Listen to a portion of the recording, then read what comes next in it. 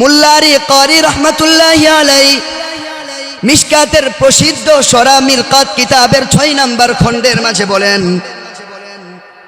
2453 নম্বর পৃষ্ঠায় আল জিহাদু মাদিন মুনযু বাসানি আল্লাহ ইলা আন তুকাতিল আখির উম্মতি আদ-দাজ্জাল লা ইয়াবতুলুহু জাওরু জাইরিন ওয়ালা আদলু আদিলিন।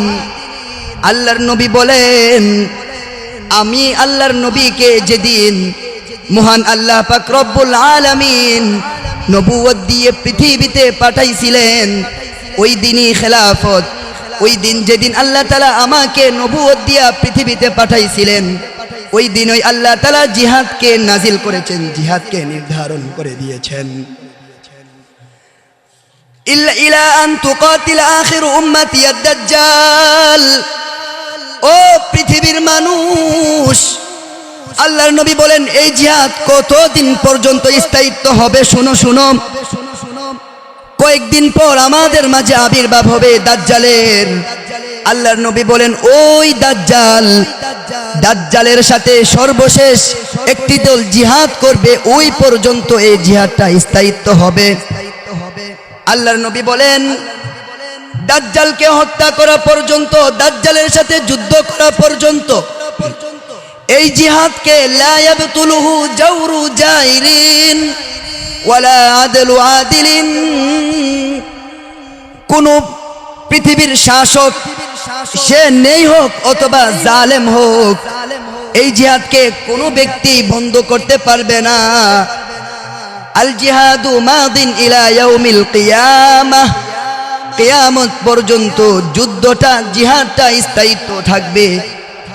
এজন্য ভালোভাবে শুনেন, এই পৃথিবীর বুকে অনেক জিহাদ বিরোধী, খিলাফা বিরোধী, ইসলাম বিরোধী মানুষ এসেছিল। আমরা ভালোভাবে নিরীক্ষণ করে দেখেছি, তারাই পৃথিবী থেকে চলে গেছে, তারা পৃথিবীতে থাকতে পারে নাই।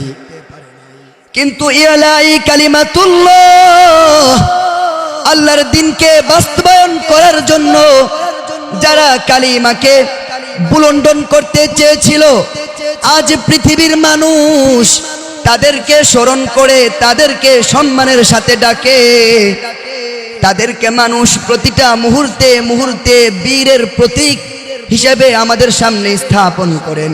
তাদেরকে আমাদের জন্য উদাহরণ বানায় রাখছেন, উপমা বানায় রাখছেন।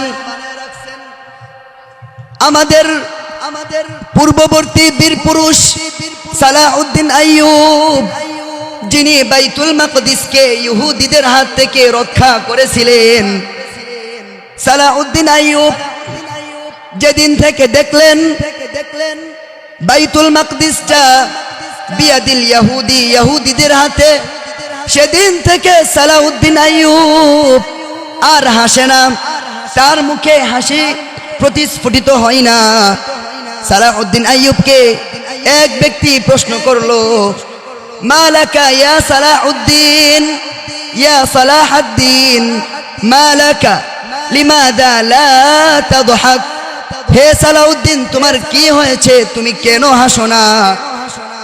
ও যুবকরা ভালোভাবে শোনো, সালাউদ্দিন আইয়ুব সেদিন জবাব দিয়েছিল, কাইফা আদহাকু, কিভাবে আমি হাসবো?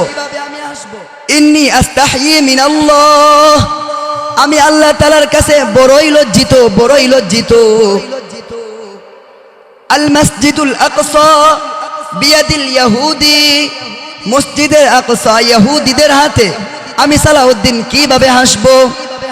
এরা ছিল মুসলিমদের হৃদয়ের কান্ডারি।